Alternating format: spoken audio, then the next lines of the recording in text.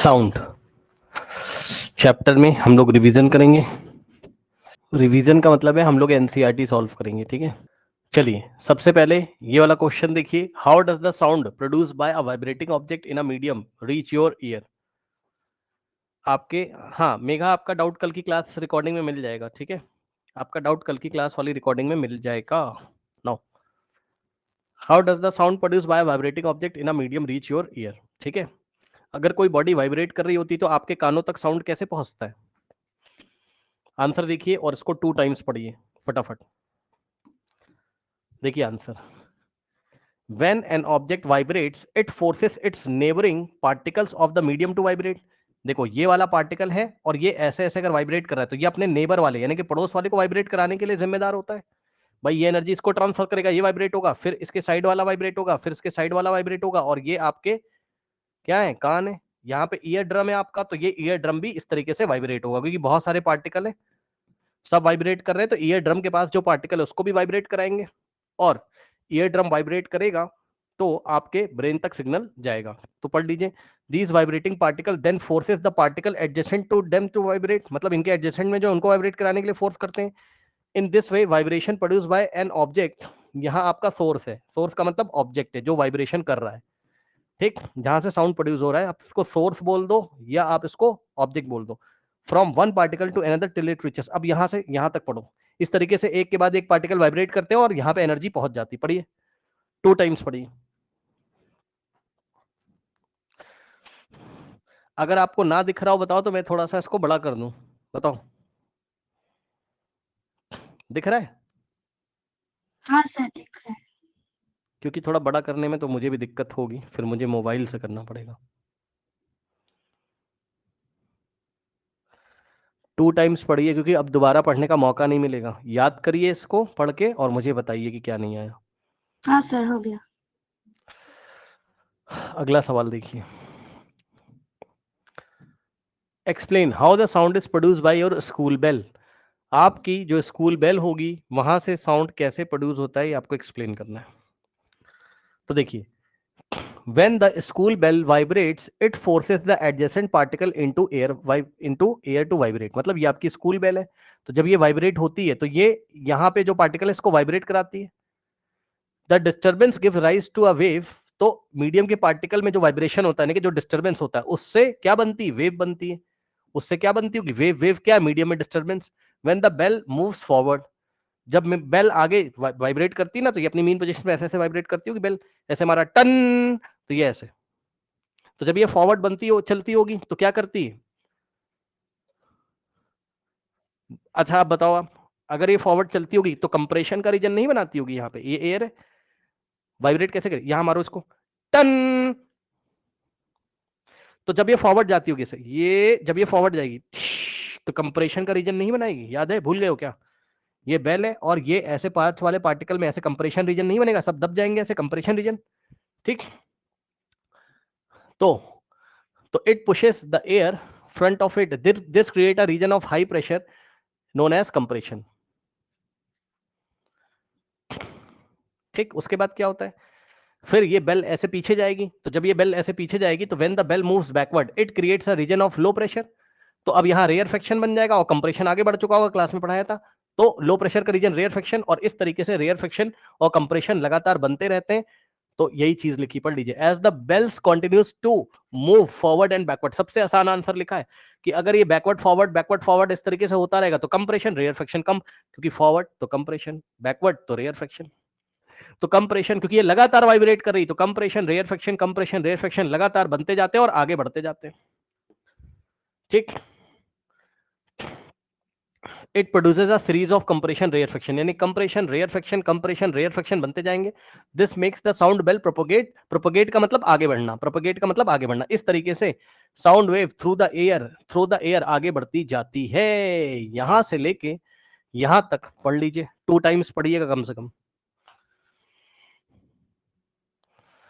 Why are sound waves called mechanical waves? Sound wave को mechanical wave क्यों बोला जाता है, क्योंकि इनको मीडियम की जरूरत होती है, बताइए मानते हैं कि नहीं। साउंड वेव्स को सर मीडियम की जरूरत होती है, ठीक। तो पढ़ लीजिए, sound waves force Sound waves force the medium particle to vibrate, hence these waves are known as mechanical waves. मतलब ये मैकेनिकली फोर्स लगाते हैं ना उस पे मीडियम के पार्टिकल पे, तो मीडियम के पार्टिकल है तभी तो उस पे फोर्स लगता है ना कि मीडियम की जरूरत होती है, मीडियम की जरूरत होती है, ठीक है। देखो मैकेनिकल शब्द इसलिए, मैकेनिकल मतलब जब फिजिकली फोर्स सच में लगाया जाता है कहीं पर, है ना, तो देखो फोर्स लग तो रहा है। Sound waves forces the medium particle to vibrate, ठीक है। जब साउंड वेव बनती है तो मीडियम के पार्टिकल पे फोर्स लगता है जिसकी वजह से वो वाइब्रेट करते हैं और एनर्जी को एक जगह से दूसरी जगह ट्रांसफर करते हैं।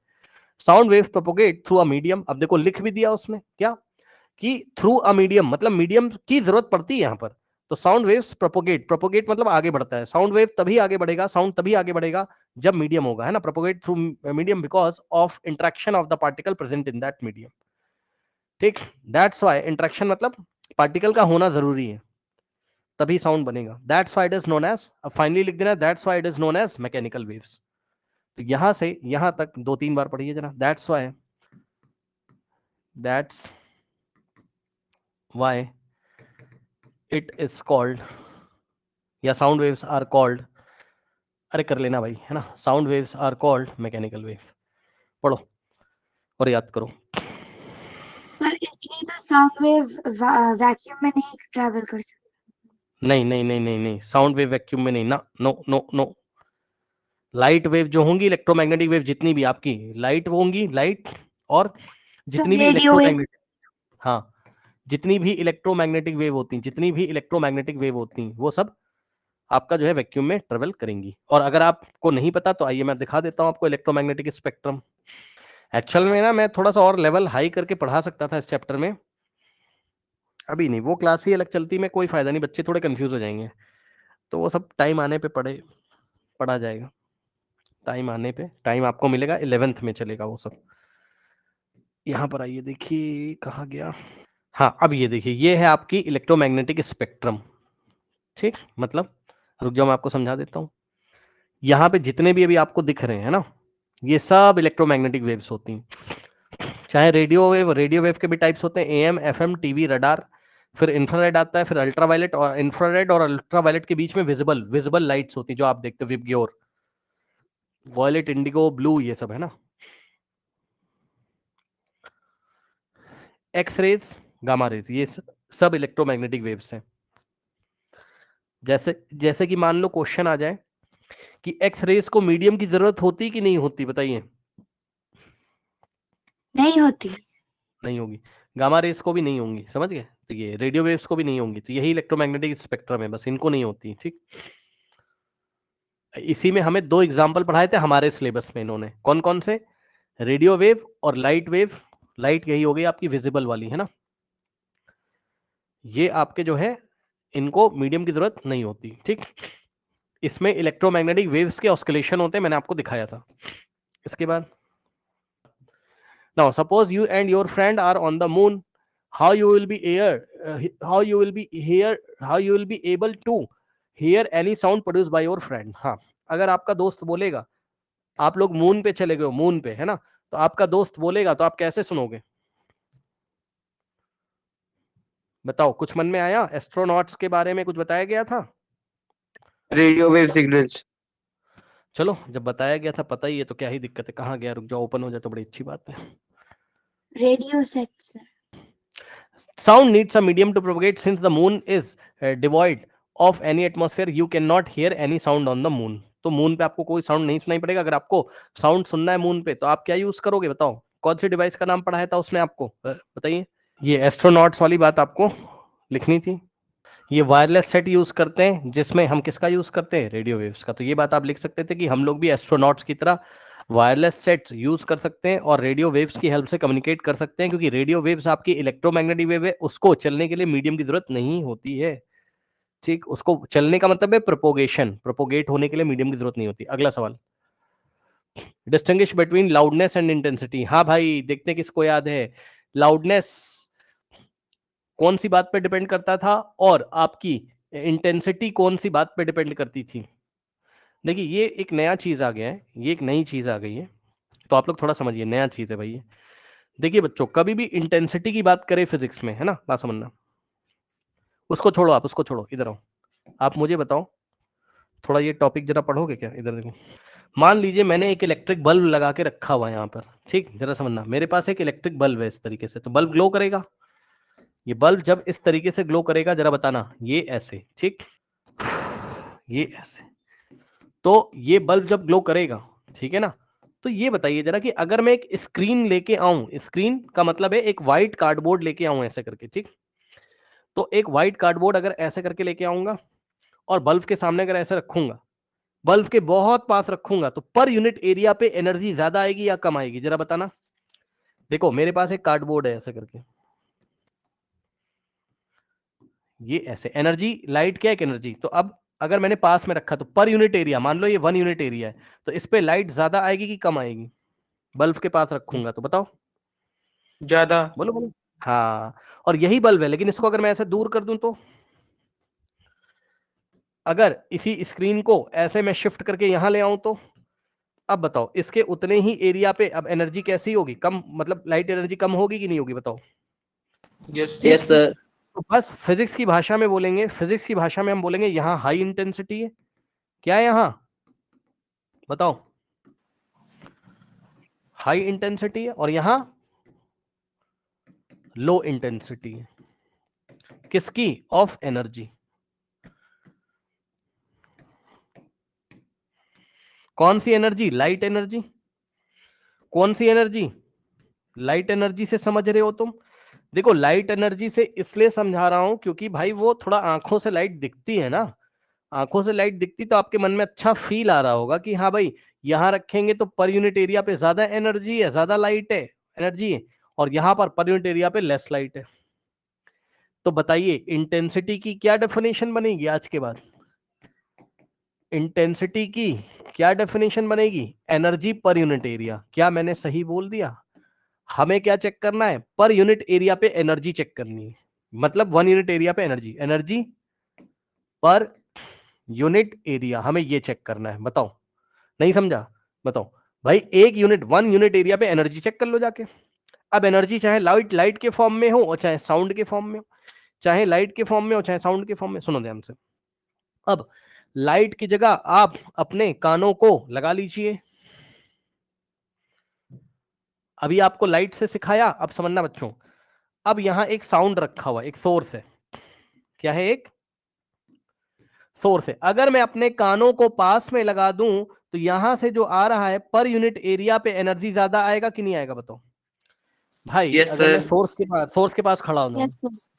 ऐसे, तो पर यूनिट एरिया जो मेरा ईयर ड्रम है उसके पर यूनिट एरिया पे ज्यादा एनर्जी आएगी कि नहीं आएगी, बताना। Yes sir. ठीक, तो अब मैं बोलूंगा कि मैं सोर्स के पास खड़ा हूं तो मेरी इंटेंसिटी हाई है, और इसी सोर्स से अगर मैं बहुत दूर चला जाऊं तो sound energy per unit area less हो जाएगी, यानी कि अब मेरे ईयर ड्रम के पर यूनिट एरिया पे कम एनर्जी आएगी, लेस आएगी, तो यार इंटेंसिटी हाई, लो हो जाएगी, मानते हो कि नहीं, जल्दी से बताओ, ये टॉपिक क्लास में नहीं पढ़ा है, प्लीज ध्यान दें, वेरी इंपॉर्टेंट टॉपिक, इंटेंसिटी लो हो जाएगी, सही है, बोलो। यस तो सर। अगर आपसे कोई पूछे इंटेंसिटी तो ऐसे करके समझाओगे, क्या, एनर्जी पर यूनिट एरिया। लेकिन अगर आपसे कोई लाउडनेस पूछे तो लाउडनेस तो आप पहले ही बताए थे, सुन लो, लाउडनेस किस पे डिपेंड करती थी, एम्पलीट्यूड पे, भूल गए हो क्या, लाउडनेस यस। किस पे डिपेंड करती थी, एम्पलीट्यूड पे, ये एक अलग बात थी, सुन लेना ध्यान से, लाउडनेस आपकी किस पे डिपेंड करती थी,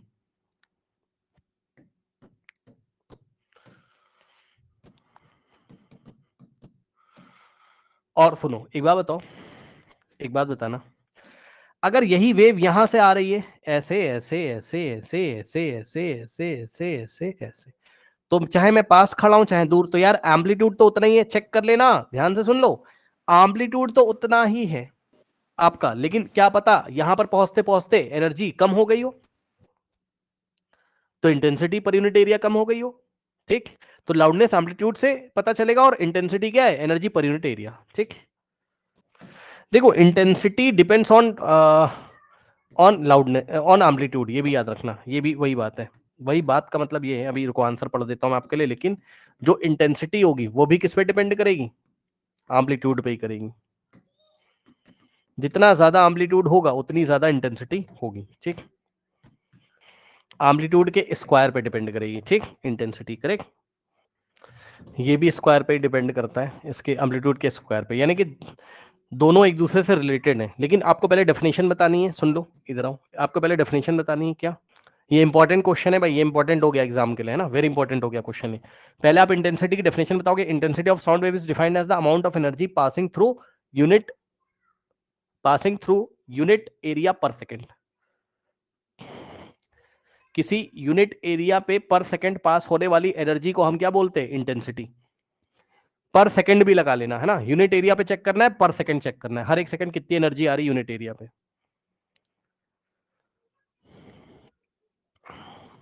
फिर आगे लाउडनेस के बारे में बता रहे हैं। Loudness is a measure of the response of the ear to sound. मतलब जब हमारे कानों पे साउंड आता है तो हमारे कान किस तरीके से रिस्पॉन्ड करते हैं, मतलब हमारे ब्रेन को कितना समझ में आता है वो साउंड। कितना का मतलब, रिस्पॉन्ड का मतलब समझ रहे हो ना भाई। बहुत लाउड है तो आप वहां से हट जाते हो ना। अब डीजे कहीं पे बज रहा है, बहुत लाउड है तो हट जाओगे वहां से। और लाउडनेस अगर कम है तो आप सोर्स के पास आने की कोशिश करोगे। The loudness of sound is defined by its amplitude. जितना ज्यादा एम्पलीट्यूड होगा उतनी ज्यादा लाउडनेस होगी। The amplitude of a sound decide its intensity. ठीक, the amplitude of a sound decide, ये बड़ी इंपॉर्टेंट लाइन है। The amplitude of sound decides its intensity which is turn perceiving by the ear as loudness. Okay, ये क्या लिखा है, the amplitude of sound decides its intensity. इसका क्या मतलब है कि साउंड की जो लाउडनेस होती है वो उसकी इंटेंसिटी भी डिसाइड करती है। हाँ, क्योंकि जितना ज्यादा लाउड होगा उतना ज्यादा एनर्जी पर यूनिट एरिया पर सेकंड आके हमारे कानों पे गिरेगा। हमारे ईयर ड्रम के पर यूनिट एरिया पे पर सेकंड में उतनी ज्यादा एनर्जी आएगी। तो इसलिए बोल रहा है कि amplitude of a sound decides its intensity, यानी कि एम्पलीट्यूड ही इंटेंसिटी को भी डिसाइड करता है। Which in turn is perceived by the ear as loudness. मतलब जिसका ये रिजल्ट होता है कि हमारे कानों पे जब वो इंटेंसिटी आती है, मतलब एनर्जी आती है, तो हम बोलते हैं कि कैसी लाउडनेस है उसकी, कम है या ज्यादा है। ज्यादा एनर्जी आ रही होगी पर यूनिट एरिया पे तो ज्यादा लाउडनेस है, कम आ रही होगी तो कम लाउडनेस है। थोड़ा डिफिकल्ट आंसर है इसका, यहां से यहां तक आप 3-4 बार पढ़िए।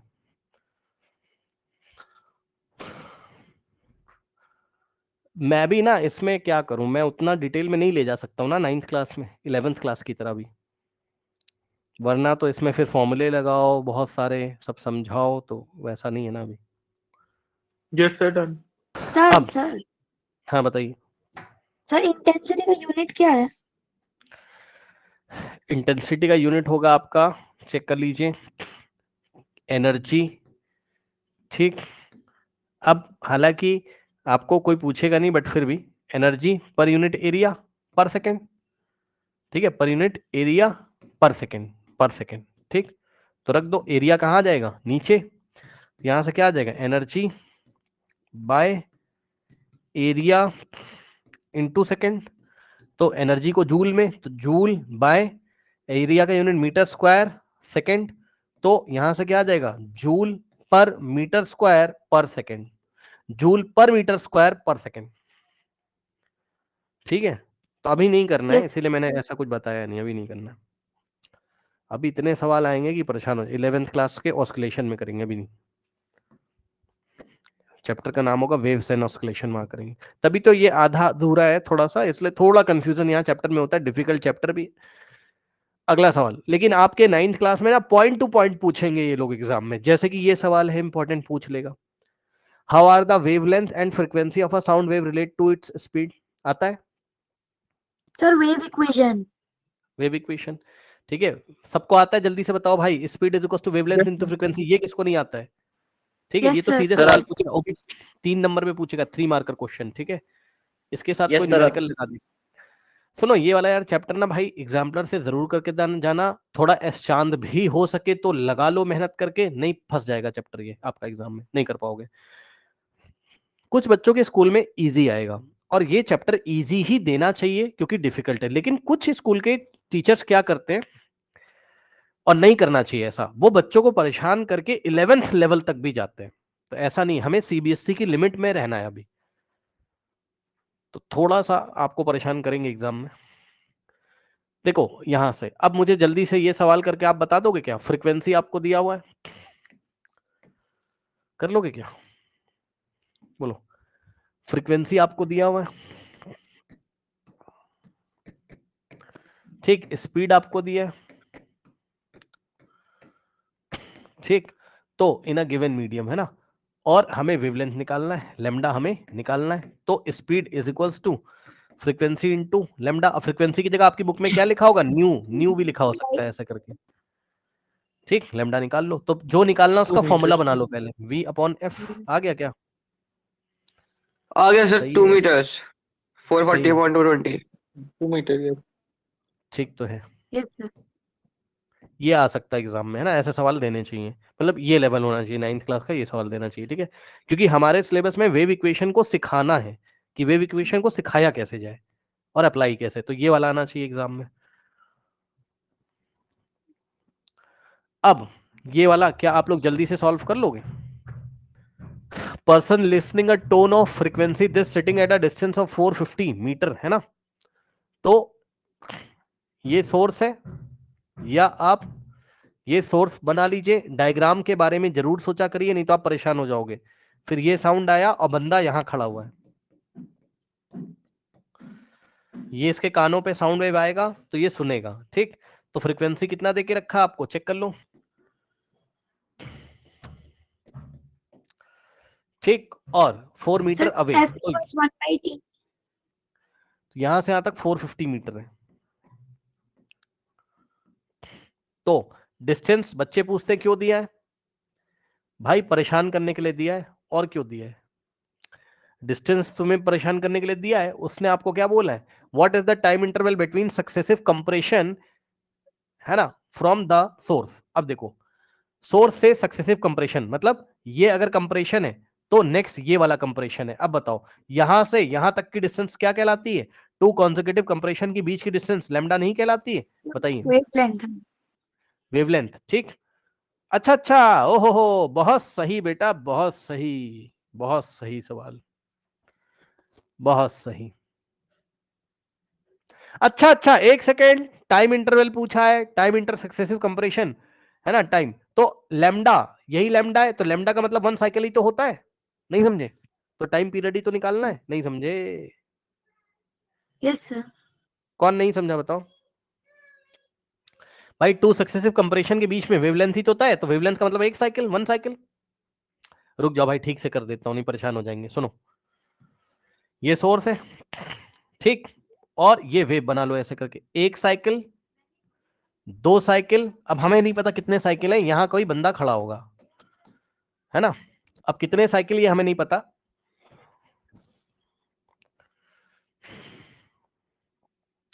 ये कंप्रेशन है और दूसरा सक्सेसिव कंप्रेशन ये है, तो यहां से यहां तक का टाइम कितना हो जाएगा, चेक कर लो, ये 1 साइकिल होता था, बोलो, यस सर। तो 1 साइकिल का टाइम क्या होता था, कैपिटल टी, टाइम पीरियड, ठीक, यस सर। और आपका कंप्रेशन से कंप्रेशन के बीच वाला टाइम पूछा है, यहां से यहां तक का टाइम पूछा है, तो ये टाइम अब आपको थोड़ा ध्यान से देखना पड़ेगा, dot dot dot dot dot dot dot dot dot dot dot dot dot dot dot dot dot, जरा इसी में देखो यहां से यहां तक, अगर ये पूरा टी है तो ये t/2 हो जाएगा, बोलो, और ये भी t/2 हो जाएगा, ओहो भाई, रुक जाओ, 2 साइकिल, चलने दो, अब छोड़ो उसको, इधर आओ, यहां से डॉटेड लाइन, यहां से डॉटेड लाइन, यहां से डॉटेड लाइन, ठीक, ये पूरा यहां से यहां तक 1 साइकिल है, बोलो, और 1 साइकिल में लगा हुआ टाइम कैपिटल टी कहलाता है, time period is equal to 1 upon frequency, बताओ, ठीक, उसके बाद ये कंप्रेशन एक पहला, और दूसरा सक्सेसिव कंप्रेशन यहां मिलेगा आपको, कहां गया, अच्छा और आगे बढ़ना पड़ेगा, रुक जाओ, यहां पर आओ, दूसरा सक्सेसिव कंप्रेशन ये मिलेगा आपको, तो कंप्रेशन से कंप्रेशन का टाइम पीरियड तो कैसे आएगा, ध्यान देना, यहां से यहां टी है तो बहुत ध्यान से, क्या ये t/2 नहीं हो जाएगा यहां से यहां तक टाइम, बताओ, सॉरी, अरे भाई हाफ साइकिल का, एक सेकेंड, हाफ साइकिल का ना, यहां से यहां हाफ साइकिल, t/2 इसका हुआ भाई, पूरे साइकिल का t, तो हाफ साइकिल का t/2, तो यहां से यहां भी t/2 हुआ, इतना किसको नहीं आया, जल्दी से बताइए। तो यहां से यहां भी t/2 हुआ, क्योंकि यहां से यहां पूरा t होगा, तो ये t/2। अब t/2 का हाफ कितना होता है, t/4। तो यहां से यहां t/4 होगा, तो यहां से यहां t/4 होगा, तो यहां से यहां भी t/4 होगा, और यहां से यहां भी t/4 होगा, और यहां से यहां भी t/4 होगा। बताओ अब आपको कहां से कहां निकालना है, कंप्रेशन से कंप्रेशन तक का टाइम पीरियड, ये वाला। और ये टाइम पीरियड नीचे से जरा देखिए, जरा कितना है, यहां से यहां तक का t/4 plus t/4 plus t/4 plus t/4, 4 times t/4। तो यहां से यहां तक का टाइम पीरियड 4 टाइम्स t/4, 4 से 4 कैंसिल, तो यहां से यहां तक का टाइम पीरियड t सेकेंड ही तो आ जाएगा, यानी कि टाइम पीरियड के इक्वल आएगा। आप दूसरे तरीके से कैसे सोचेंगे, दूसरे तरीके से ऐसे सोचेंगे, यहां से यहां तक ही तो लैम्डा होता था, भूल गए हो क्या डेफिनेशन, एक कंप्रेशन से दूसरे सक्सेसिव कंप्रेशन की दूरी क्या कहलाती है, लैम्डा। तो लैम्डा का मतलब ही 1 साइकिल होता है, 1 साइकिल में करा गया, 1 साइकिल को कंप्लीट करने में लिया गया टाइम ही तो टाइम पीरियड होता है, यानी कि टाइम पीरियड नहीं निकालना था। बताओ। Yes sir. ठीक, तो time period is equals to 1 upon frequency, और फ्रीक्वेंसी कितना दे के रखा है, 500 हर्ट्ज। हाँ 500 हर्ट्ज। अब सुनो, जो वहां पर आपको वो दिया हुआ है, क्या कहते हैं, डिस्टेंस से कोई मतलब नहीं है हमारा। ये बंदा खड़ा है जो साउंड को सुन रहा है, और यहां से यहां तक की डिस्टेंस आपको दी कितनी, 145 मीटर या ऐसे कुछ दिया, उससे कोई मतलब नहीं। अब इसको सॉल्व करो कैसे। 450।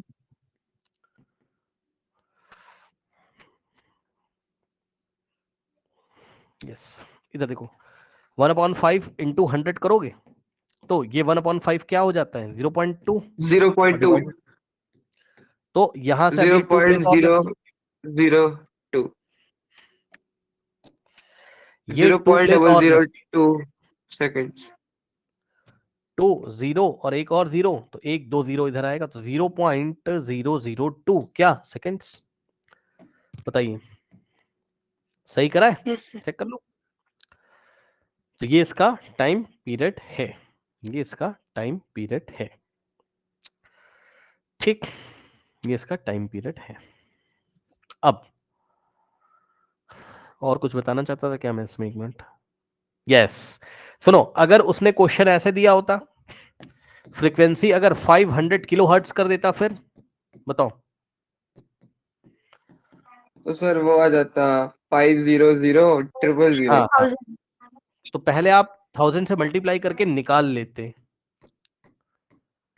हर्ट्ज में आता तब सवाल करते, बस इतनी बात है और कोई बात नहीं है, हो जाएगा। Yes sir. लो, ठीक, तो ये चीज है। इसके बाद आ जाइए नेक्स्ट क्वेश्चन पे। हाँ, अब देखो यार, वही सवाल है पुराना, बच्चों वाला। एन इको रिटर्न इन 3 सेकेंड, ठीक, एन इको रिटर्न इन 3 सेकेंड। तो ये दीवार है, और दीवार से अब देखो ये गया वेव और टकरा के वापस आया, ये सोर्स है, तो जाने और आने का टोटल टाइम नहीं दिया हुआ है, बताना, है ना। इको रिटर्न तो गया और आया, तो टोटल टाइम कितना है, 3 सेकेंड है, टोटल टाइम है, ये क्या आपका टोटल टाइम है। और निकालना क्या, what is the distance of the reflecting surface from the source, source से, और ये क्या है, ये रिफ्लेक्टिंग सरफेस है, ये क्या है, सरफेस है, सोर्स से सरफेस तक का डिस्टेंस, भूल गए हो क्या, डी जाने का और डी आने का। तो स्पीड आपको दिया हुआ है, speed is equals to total distance upon total time, क्यों भाई। और अगर आप एनसीईआरटी की तरह करना चाहते हो तो टोटल टाइम 2t कर दो। अरे भाई कंफ्यूज मत करो यार, total distance upon total time 3 second हो गया, और टोटल स्पीड कितनी दी हुई है आपको, 342 इज इक्वल्स टू 2d/3, ठीक है। तो इसको यहां से डी निकाल लेंगे, लेकिन आपके टीचर ने ऐसे किया होगा, स्पीड, ये स्पीड है, speed is equal to distance, distance बस टीचर ने आपका डी लिया होगा, लेकिन टाइम को हाफ कर दिया होगा, टाइम को 1.5 कर दिया होगा, क्योंकि उसने एक ही तरफ का डिस्टेंस लिया होगा, तो एक ही तरफ का टाइम लेगा वो। तो यहां से डी आपके टीचर का डायरेक्ट आ गया होगा, 342 into 1.5 is equals to D, ठीक, अब चाहे यहां से निकाल लो, बात तो वही पड़ेगी ना। ये 3 इधर जाएगा, चेक कर लो, 3 इधर जाके मल्टीप्लाई करेगा और 2 आके नीचे डिवाइड कर देगा, तो डी फ्री हो जाएगा। और 3/2 का मतलब ही 3 कितना होता है, तो डिस्टेंस ये हो गया आपका 342 इंटू 1.5 कर लीजिए। 342 इंटू 1.5 513 मीटर आया कि नहीं आया, चाहे यहां से निकाल लो और चाहे यहां से। तो सोर्स से रिफ्लेक्टिंग सरफेस की डिस्टेंस कितनी आ गई आपकी, बोलो बोलो बोलो, आया कि नहीं, कर लोगे, बताओ, हो जाएगा। Yes sir. Yes. Yes sir. ठीक है।